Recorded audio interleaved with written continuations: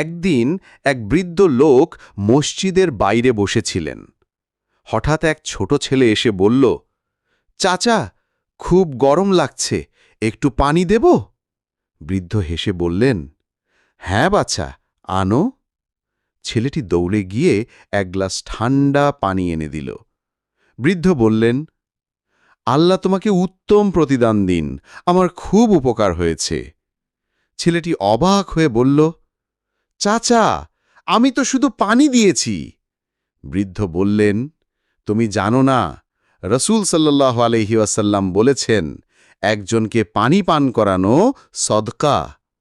ছেলেটি খুশি হয়ে বলল, তাহলে আমি আজ সদকা করেছি।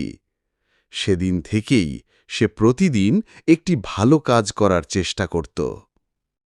গল্পের শিক্ষা: ছোট কাজও বড় সওয়াবের কারণ হয় যদি তা ইখলাস দিয়ে করা হয়।